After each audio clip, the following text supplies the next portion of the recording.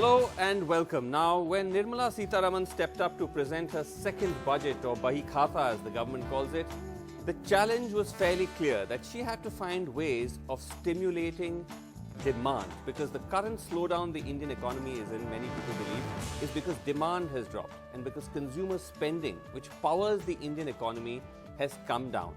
So how could she effectively get money into the hands of the lower spectrum, the lower tiers of the economy, the rural sector, the agricultural sector, the Aam Aadmi and Aurat, to get them to spend more and to stimulate demand and to stimulate consumer spending? And while certainly there have been cuts in personal income tax, which is seen as one of the ways of actually stimulating demand, is that good enough?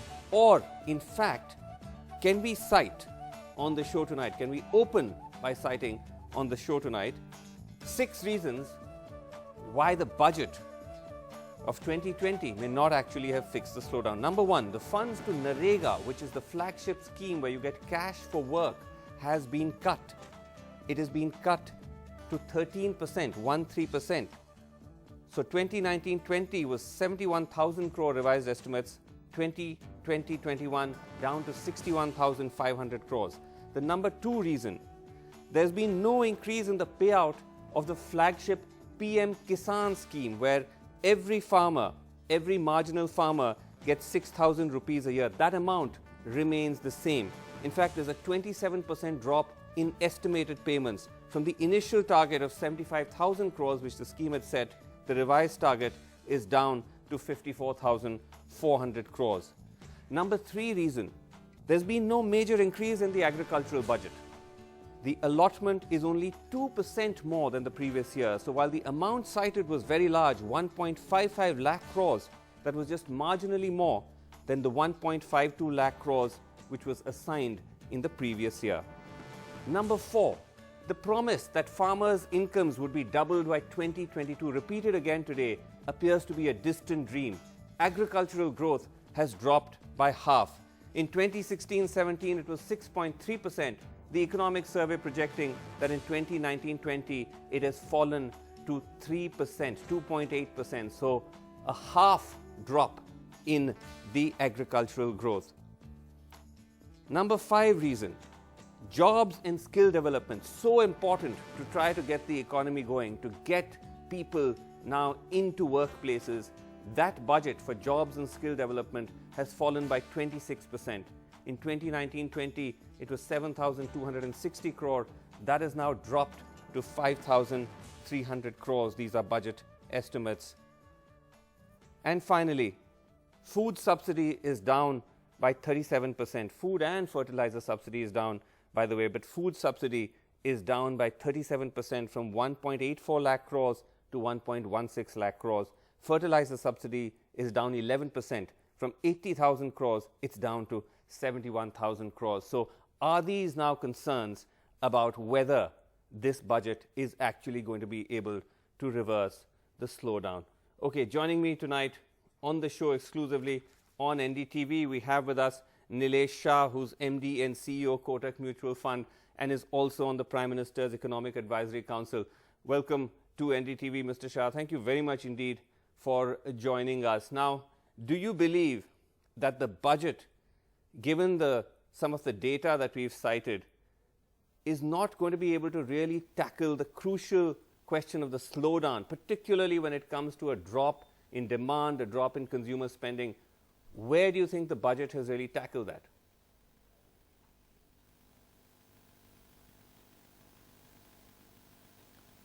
I think the cause of current slowdown is equally attributable to consumer demand slowdown as well as investment slowdown. If we look at consumer demand, it has received a lot of fund flows over last 3 to 5 years. The GST average rate has fallen from 14.4% to 11.6%. That's putting more than 2 lakh crore in the pockets of consumer. The pay commission, 7th pay commission revision by central and state is putting 1 lakh crore in pocket of consumer. The e-com companies which are incurring losses and providing services at a lower than cost, that's putting probably 50,000 crore in the hands of consumer. So the current softness in growth is not only attributable to consumption, it is more attributable to investment demand. Why is investment slowing down? There are multiple reasons, but Right. one reason is availability of credit. Between Jan 18 to Jan 19, 12 months, Yes. bank credit grew by 11 lakh 90,548 crore. Right. Same year, same Jan 19 to Jan 20, bank Yes. credit growth is 6,72,977 crore. When you drop credit by 5,17,571 crore, Sure. there's no doubt growth slowdown. But Mr. Shah, And the credit growth movement, the flow of credit has to be tackled outside of budget. sure, Mr. Shah, not taking away from the fact that credit growth and the slowdown in bank lending is part of the problem. But corporate after corporate that we've spoken to is telling us that it's not simply because of the fact that there's a shortage of money. In fact, because of the corporate tax cuts, their balance sheets are actually looking fairly robust. The problem, they say, is that there's simply no demand. Demand is where the problem lies, and hence I come back to my original question, that has the budget not been able to adequately address that?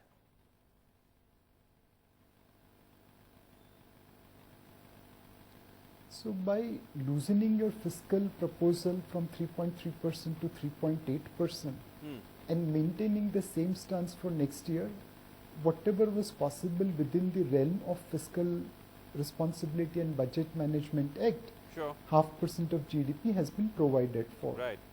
The second thing is related to encouraging business per se. Now there are three things which have happened for business. One, there is tax terrorism going on where there is huge pressure on payment of taxes from the entrepreneurs. Yes. The settlement scheme announced for direct taxes could take away some of that pressure. Okay. The indirect tax settlement scheme has attracted about 40,000 crore and it's been hugely successful. Okay. Let's hope that direct tax settlement scheme is equally successful. Okay. The second thing is taxation charter. Now if that charter indeed comes as per envisaged, then that will be positive for removing some pressure of the tax terrorism. Okay. The second thing is related to enforcement of contract. Right. We all know contracts are written on agreement, Yes. but they are not executable on the ground. Right. Now again this budget talks about strengthening the enforcement of contract.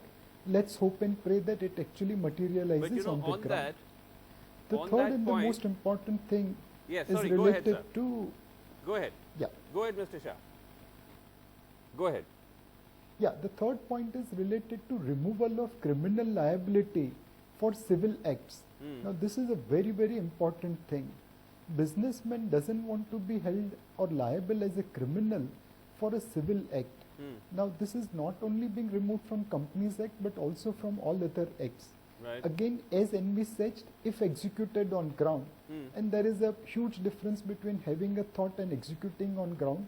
But despite those challenges, if contracts are enforced, if civil act does not create criminal liability, and if there is a tax charter, Yeah. I think it will encourage business. When you talk about enforcing of contracts, now again, this is a sort of a promise or a gesture made in the budget. There's no specific way in which the government has actually said that this is how we will ensure that contracts are maintained. But just, in fact, I think barely 2 weeks ago, if you had a chance to listen to Union Minister Piyush Goyal's comments to Jeff Bezos when he came saying, so what if he's investing $1 billion, he's also going to burn through $1 billion, and then citing all the instances of alleged malfeasance by Amazon in India. Now, while on one hand you say that you want investment, you want to respect investors and contracts, on the other hand, how does this kind of attitude help?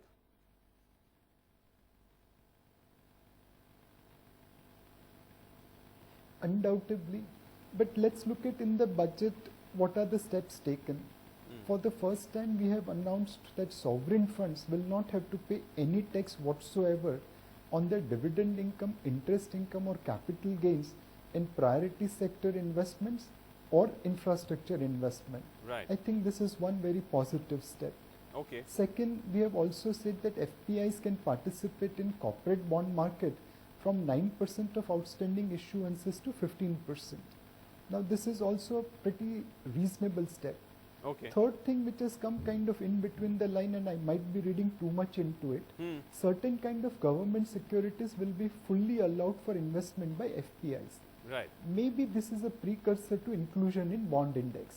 Okay. If we become part of global bond indices, it could result into flows of about 75 to $100 billion as per our calculation. So Okay. on one side there are statements, on the other side there are concrete steps taken to encourage foreign investment. Why do you think, Mr. Shah, that the markets fell rather sharply today?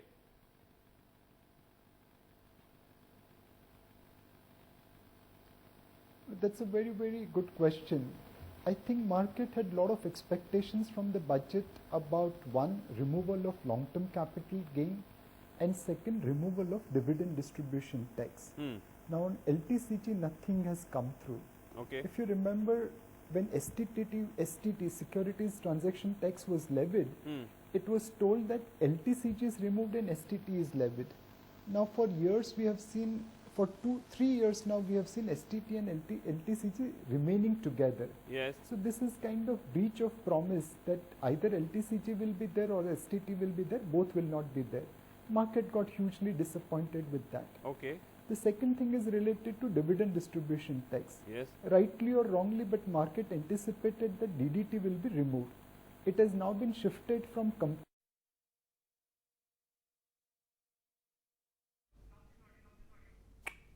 Right. We've just had a little bit of an audio issue with Nilesh Shah. We'll just get him back in just a second. But till then, I will in fact now go back to Nilesh Shah. Mr. Shah, sorry, go ahead. You were saying that though the dividend distribution tax has been removed, you're saying the markets are not happy with the fact that it's been removed from, in a sense, the corporate, which is paying out the dividend, and it's been shifted to the consumer, to the investor. Absolutely. And the third thing, why markets have fallen, prior to pre-budget, we probably didn't take into consideration the global correction in Dow Jones on coronavirus. On Monday, Chinese markets are likely to open, and many people expect them to open big time down. Right. So somewhere our market is coming down because of disappointment over LTCG as well as DDT, and the fear of Chinese market correcting significantly. Okay, but you know, Mr. Shah, I do want to come back to sort of what I started off by asking you, that while certainly you're talking about steps which the government has taken to try to, in a sense, stimulate taxpayers, to try to stimulate companies and make them feel less harassed, these are still the formal tiers of the economy we're talking about, which, as we know in this country, amounts to a fairly small sliver. It is the larger, in a sense, the informal pool, it is the rural, it is the agrarian sector, it is those aspects of the economy which are in pain and which are, in a sense, also leading or contributing to the slowdown. And the feeling is that that was not adequately addressed in the budget. A scheme like PM Kisan, the amount was not increased. Funding for Narega has been slashed. Fertilizer subsidies have been slashed. Food subsidies have been slashed. Isn't that going to aggravate the slowdown?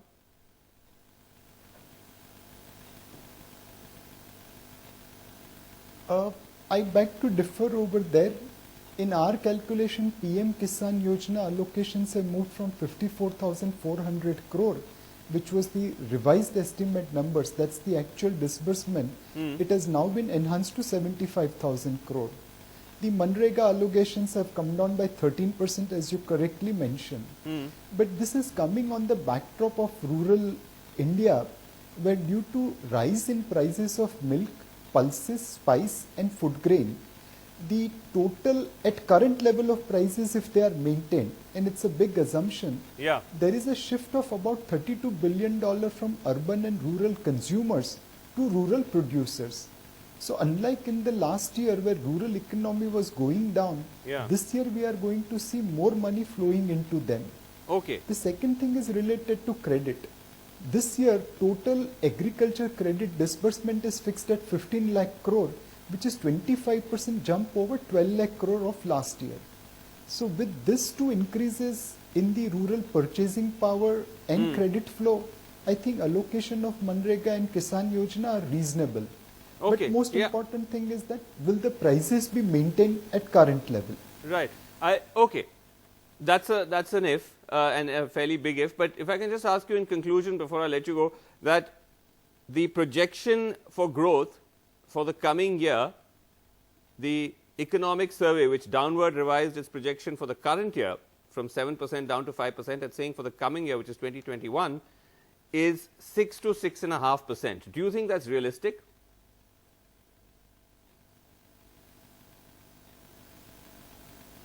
It is realistic, but it's not going to happen unless until we can move the credit in the economy.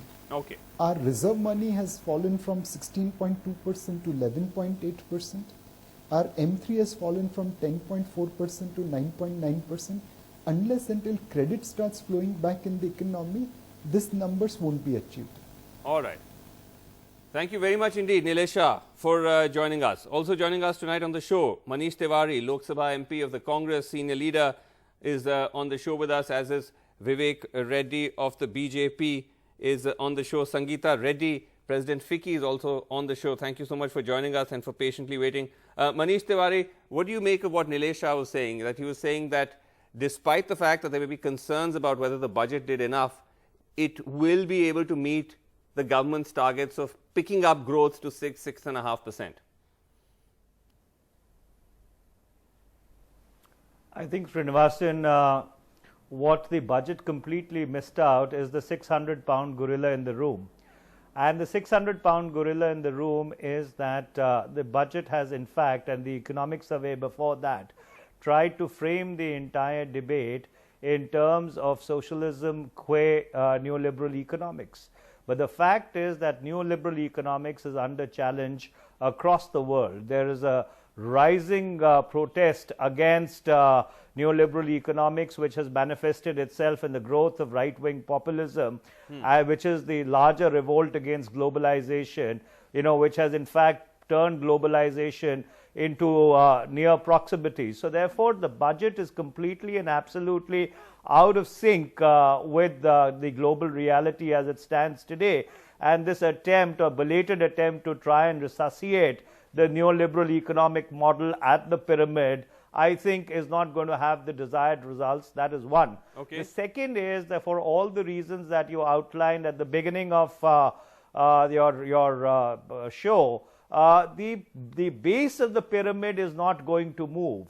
So therefore, when you are talking about 900 million people in rural India, and if you are slashing essentially all those schemes which put money into the hands of a bulk of our people, you are not going to have a revival of demand, notwithstanding the inflation factor, which Mr. Shah alluded to, saying that inflation had put more money into the hands of producers. I think that's a very overly simplistic assessment. So therefore, you've really had a bit of tinkering here and there with tax rates, calling them simplification, while you've actually complicated them furthermore without taking into consideration that the tax base in India's case is very narrow. Right. So therefore, the budget, does not have either a grand construct and much less a fair measure of pragmatism in terms of seeking to address an economy which has really been afflicted by a coronavirus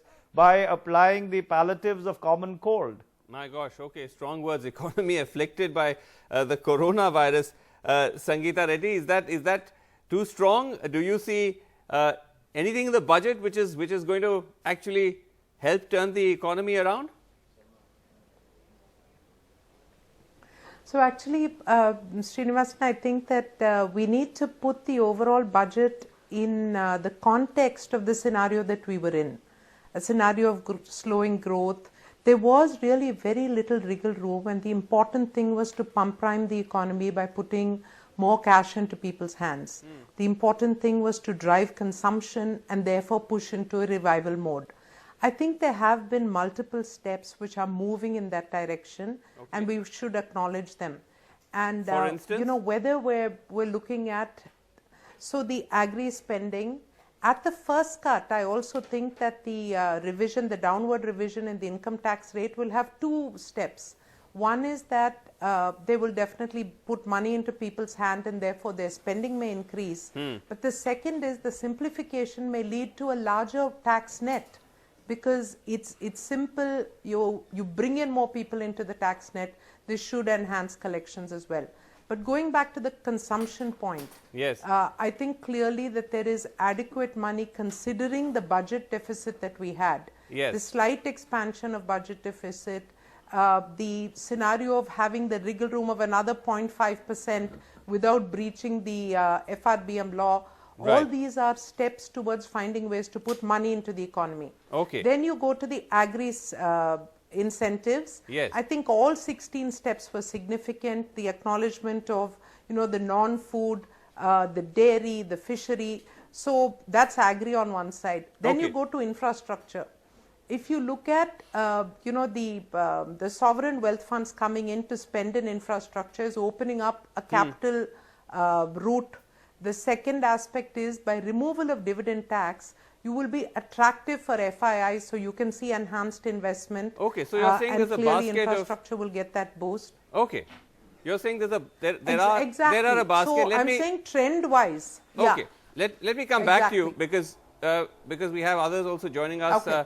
on the panel. Yogendra Yadav Sure. is here, National President Swaraj India. Yogendra Yadav, thanks for joining us. Now, of course, I've seen the statement by Swaraj India. You're obviously upset with the fact that there has not been enough investment in agriculture in rural India. In fact, there have been cuts. But to the point Sangeeta Reddy was making, that given the fact that the government was basically constrained, it's facing a cash crunch, they at least have managed to do this much. Do you buy that? Vasu, this was a difficult year. It's a difficult year because the economy has slowed down. It's a difficult year because the government doesn't have money, frankly. So what I wanted, and I said in the morning, is an honest budget. The government can come, the finance minister can come, take the country into confidence. Look, it's a difficult situation. We don't have money in our treasury. We can do only this much, no more. Please wait for 1 year. We'll do this much. I would have appreciated if she said that. What I dislike is that it's a dishonest budget. I don't normally use words of this kind, but it's a dishonest budget because there is actually almost no connect between the text of the budget speech and the allocations made in tables. And Vasu, budget speeches are not pieces of literature. You don't hear them for how much Kashmiri, Sanskrit or French they use. You want to listen to budget speech because it tells you something about allocations. That's what the budget is about. And when I looked at the budget actual allocations, I was aghast. This is not only not a budget which is not helping the farmers, not doing what most economists said, namely to put money in the hands of the farmers, but this is actually the biggest single onslaught on farmers in the last 10 years. And I say it for the following 3 reasons. Okay. Yes, of course, onslaught, and I mean carefully what I say. Number 1, the budget given to FCI for procurement of agrarian goods. Right, this is Food Corporation It has been of India. slashed to half. It was 1.5 lakh. Yeah, Food Corporation of India was given 1.51 lakh crore rupees last year. This year it's been reduced to 75,000 crores. Just half. Who would take the burden? Farmers. FCI would raise its hand and say, sorry, can't do procurement, I don't have money. Number 2, the other 2 small schemes meant to help the farmers in procurement, namely PM Asha and MPS and the price support scheme and the market intervention scheme. In both cases, the budget has been slashed, actually reduced in numbers from 3,000 to 2,000, 1,500 to 500 rupees. Number 3 is that fertilizer subsidy has been reduced from 80,000 crores to 71,000 crore rupees. Who would take the burden? Farmers.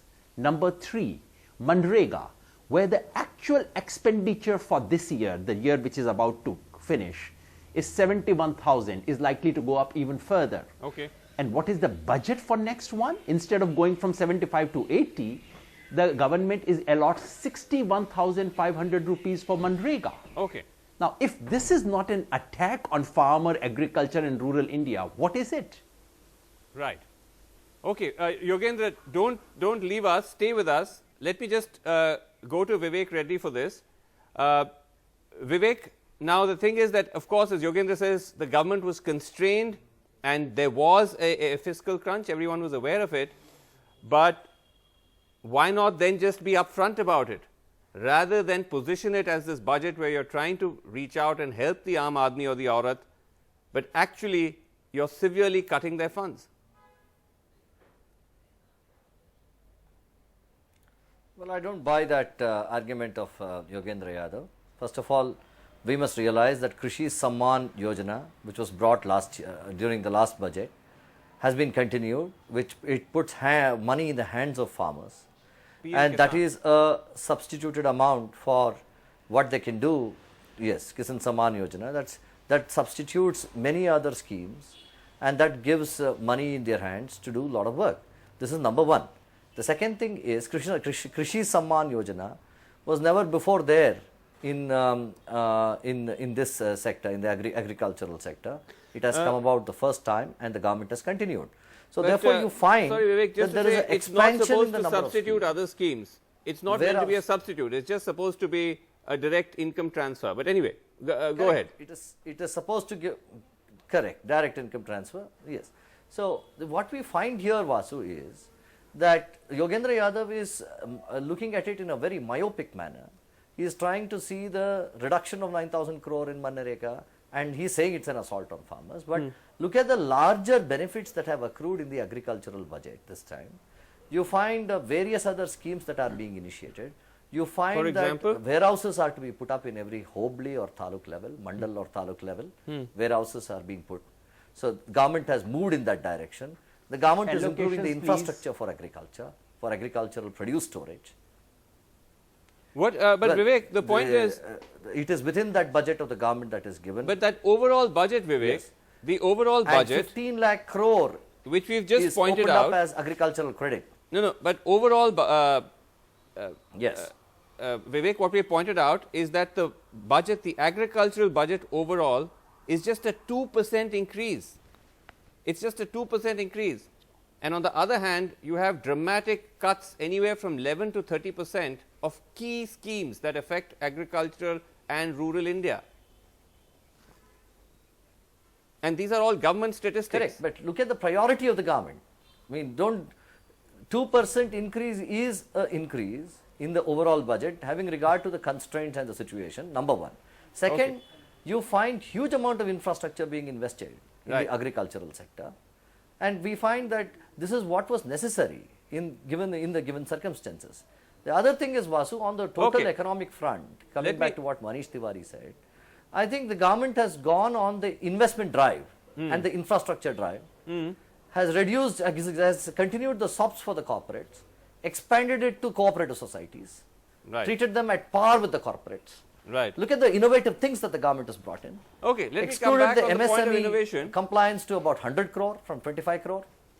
Let me come back on the point of innovation. I just want to, we also have joining us Arvind Mayaram, former finance secretary, is here with us. I'll just come to him in a second. But before that, Yogendra Yadav wanted to respond. Yogendra Yadav, yes. Number one, I am comparing these figures to the figures of last year, which are post Kisan Samman Yojana. So there is no substitution. Number two, I would seriously urge Vivek Reddy ji, please do not judge a budget by the nicety of the speech. Please give me allocation for each item that you speak about. And the 2% increase is not an increase because inflation is much more than that. Just strictly comparing the two budgets, last year agriculture plus rural development was 9.6% of the budget itself. This year it is 9.3% of the budget. So there is an effective real reduction, both as percentage of budget and as percentage of GDP, and the critical onslaughts that I spoke about. I would be grateful if someone from the government could explain what this is all about. If this is not an onslaught on farmers, how should we see this? Okay. Arvind Mayaram, from what you understood of the budget so far, do you see... Yogendra has ignored. Yeah, I'll come... lakh crore credit Okay, for Vivek, agriculture. I'll come back to you. Arvind Mayaram, from what you've seen so far, do you see this as a budget that is going to nudge the economy towards a turnaround, or has not enough been done? I think that's my worry, because I think there are a lot of intentions which are medium term, long term, which may somehow unfold at some point of time. But what we needed today was something which will prime the economy immediately, because we are really in a downward spiral. Right.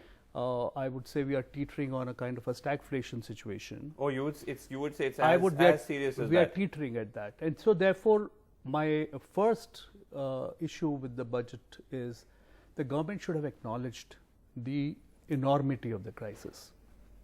We are in a difficult situation.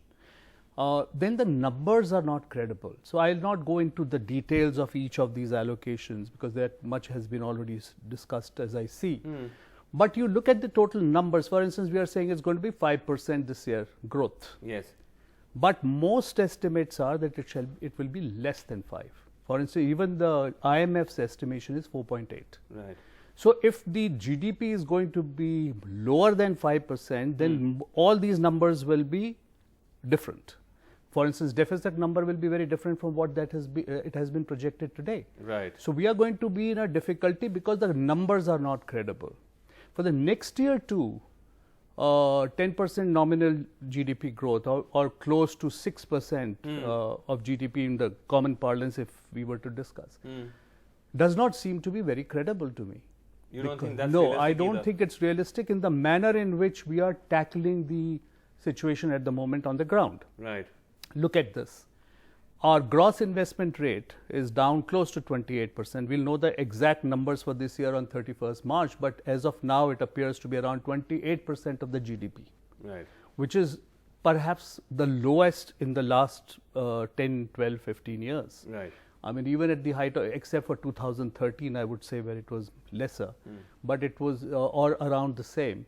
No other time have we seen it go down so low. So the investment rate is very low. Our industries are working at a capacity of around 75 to 80% installed capacity. Okay, so you're saying given all this, the idea that we are actually going to be able to grow... So how are we going to, with all the things that have been spoken in the budget today, what is that one big thing that will bring back the virtuous cycle of And get the consumption? economy. Because the Okay. consumption is completely flat. Right. Consumption, which in turn will bring investment, Right. which in turn will create jobs, which in turn will create wages and better wages, which in turn will create more consumption, and so on. Okay, let me actually take that around the panel, and let me start with Manish Tiwari. That Manish Tiwari, were it to be the Congress which had found itself in the position of presenting this year's budget, it's all very well to criticize the government for not doing enough, but what would you have done? What is that one or two big steps that you think you would have taken to turn the economy around?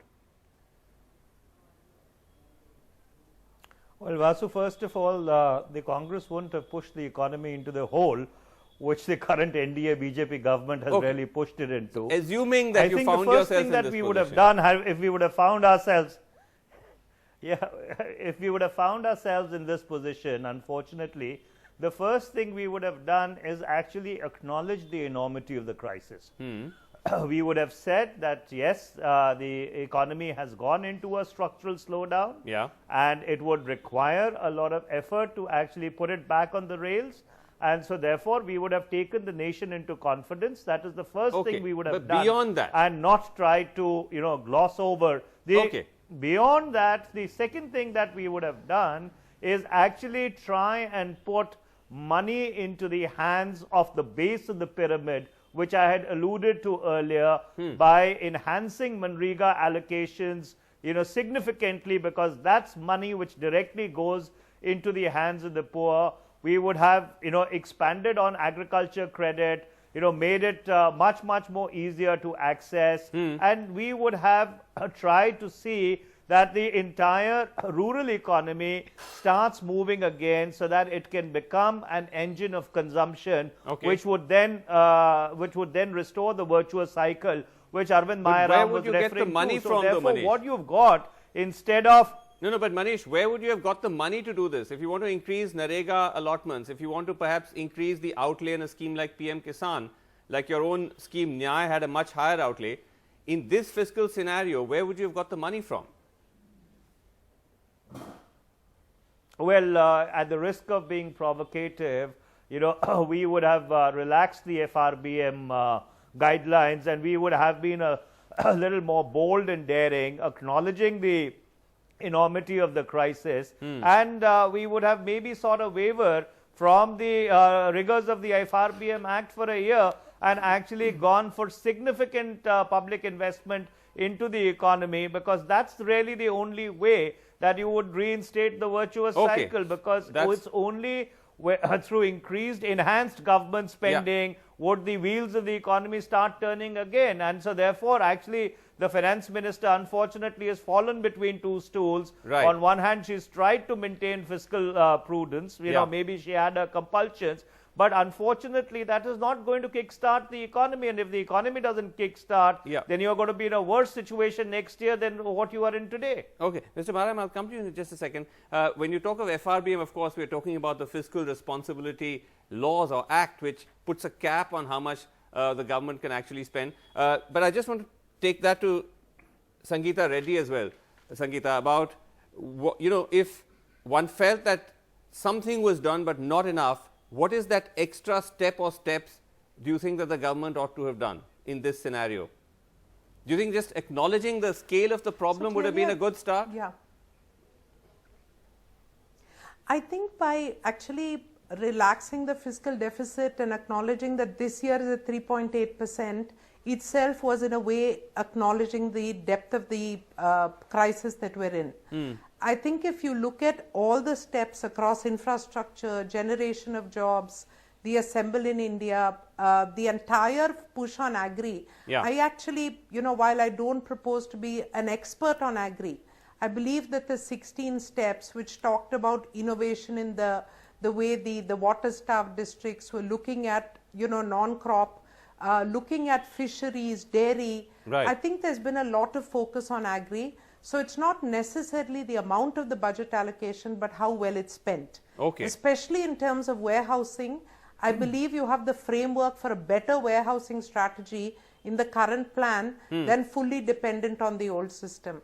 Okay. But having said that, if you look at a few areas that maybe we could have seen some more, focus, I would actually say that the information technology, which has done very well for the country in the past, an additional focus on IT, which can still happen because the framework is available to attract investment. Okay.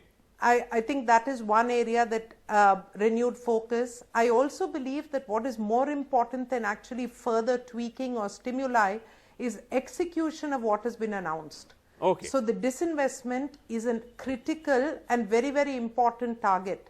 We must make sure that the disinvestment happens in an appropriate manner, and the money that you get out of disinvestment goes into building of long-term infra and assets or education. Okay. So all right.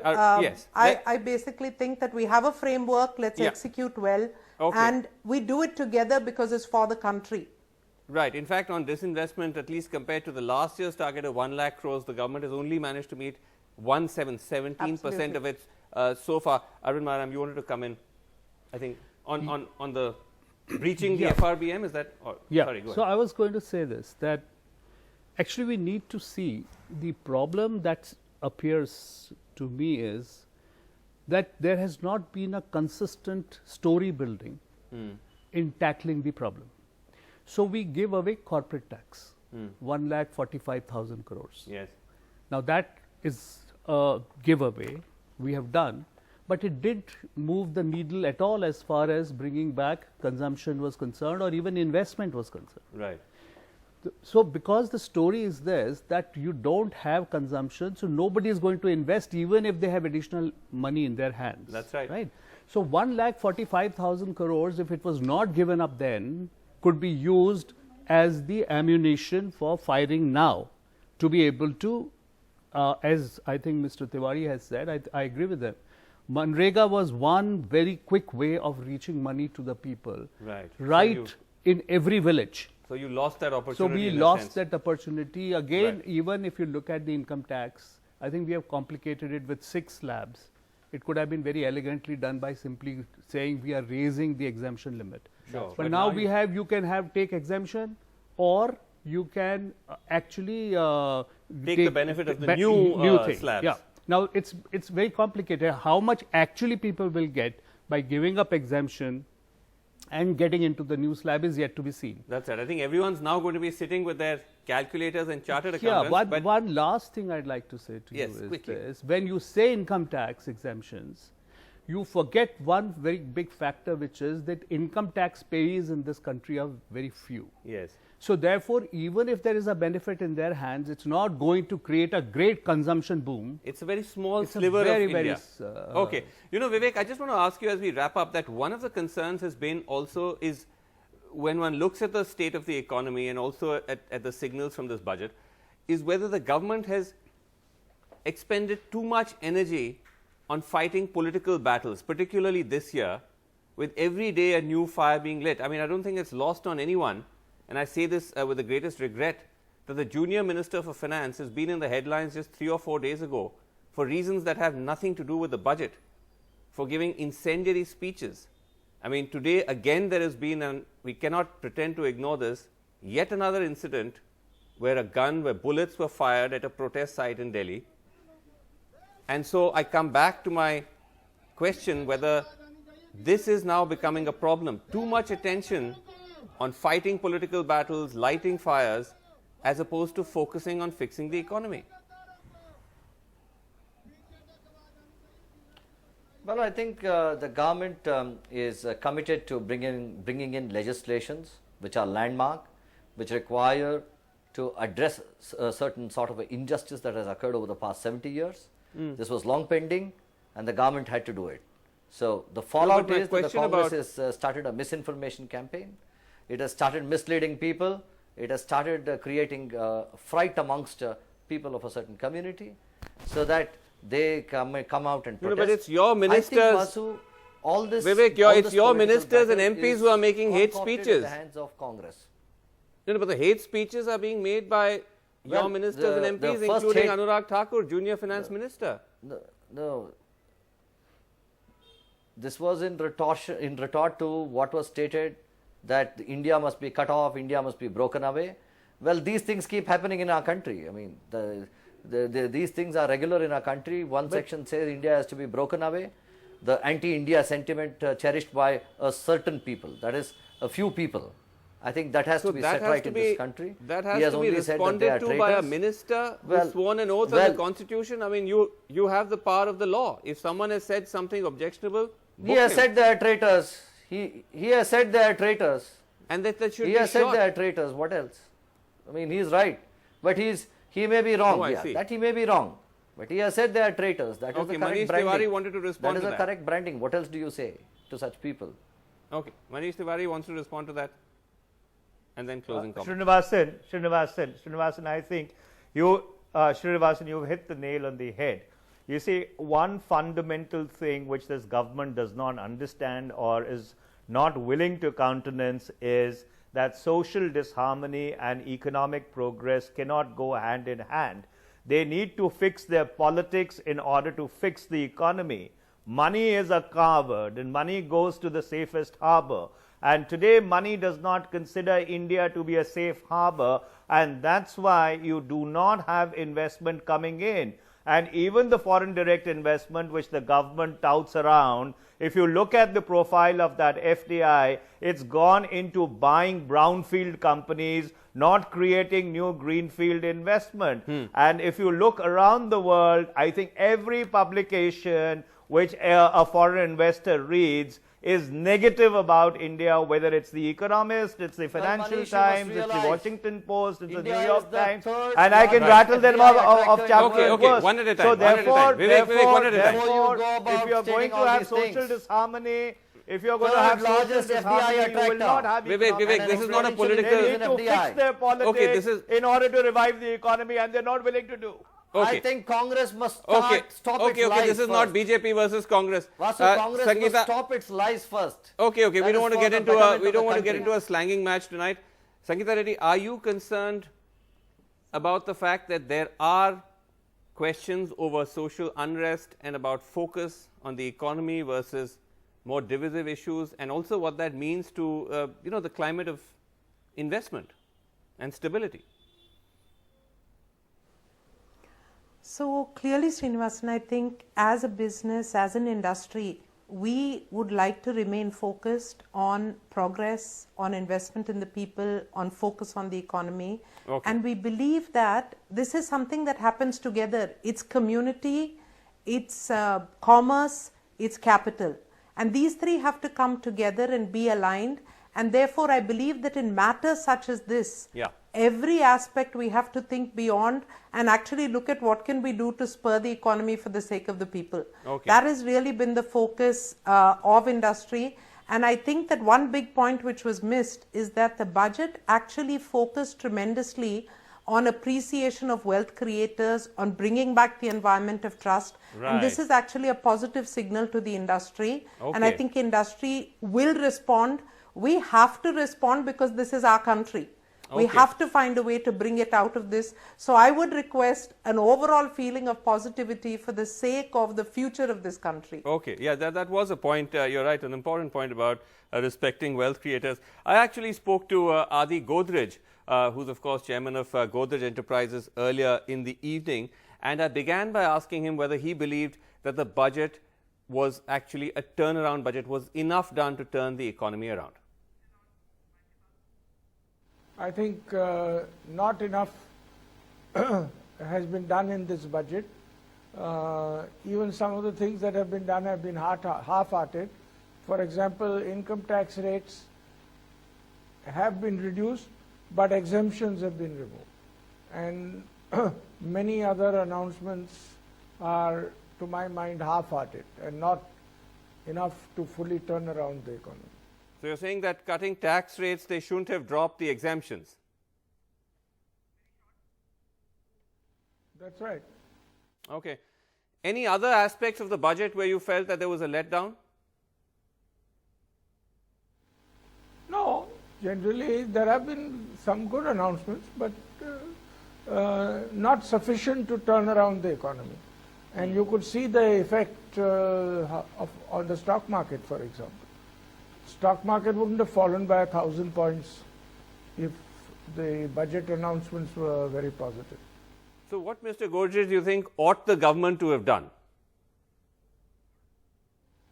No, that's difficult to say because there are so many things one can do, but that's up to the government to take a view and announce. Okay. Do you continue to remain then anxious about the state of the Indian economy? Yes. I think growth rate is low. It's around 4.5%, and we need to bring it up to 6.5% soon.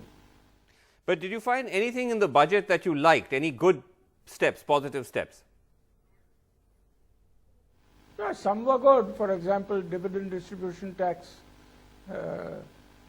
has been removed. Dividend distribution in the hands of holding company is exempted. So there were some good announcements, and but not sufficient good announcements to expect a quick recovery in the economy. Okay. Final question to you. Do you feel that the government is in charge? Do you feel that they have their hand on the steering wheel? Yeah, that's the core issue. And that's because growth rate is low. So it's intertwined. Yeah, that's difficult to tell. I presume they are on top of it, and they have not been able to identify the solutions yet. Okay, all right. Adi Godrej, thank you very much indeed for joining us. In fact, that's all the time we have on the special broadcast. Thank you so much for watching. Pranoy Roy is going to be up next. Don't miss it.